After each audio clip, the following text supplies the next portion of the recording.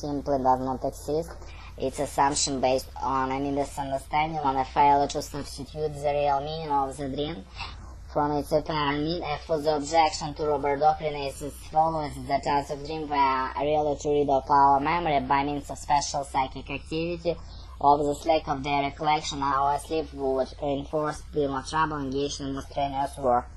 Then we can suppose to be judged by our working thoughts for the number of indifferent impressions of the day against which we should have to protect our memories. Obviously, in our life, the whole night would not be long enough to dispose them all. It's far more probable that the forgetting the different impression takes place without any active interference on the part of our psychic power. Still, something cautions us against taking leave or over zero without further consideration. We have left unexplained the fact that one of indifferent impressions of the day, indeed of the previous day, constantly makes contribution to the dream content. The relationship between the impression and the real source of the dream is unconscious, do not always exist in the outset, as we have said. They are established as equal, while the dream is actually at work as through to the purpose of the intended displacement. Something therefore must accessible and opening up conjunction with the direction of the recent but indifferent expressions. The impression must possess some quality that gives them special fitness, otherwise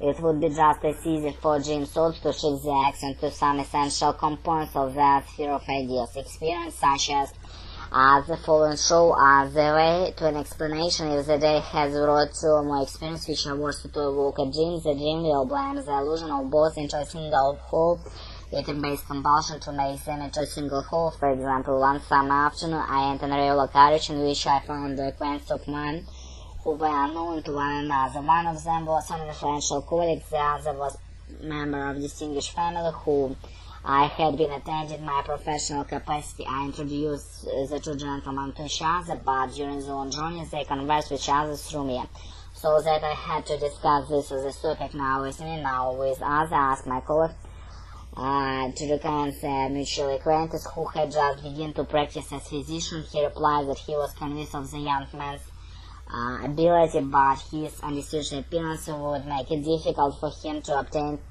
patients in upper ranks of society. To this I rejoice. This precisely why his recommendation. A little later, to my fellow traveler, I inquired other than health on to the mother of my patient, who was at the time prostrated by serious illness. On the night following the journey, I dreamed the young friend whom I had asked one of my colleagues to command me was in fashionable drawing room with the very man of the world making before distinguished company, in which I recognized all the rich aristocratic persons of my acquaintance.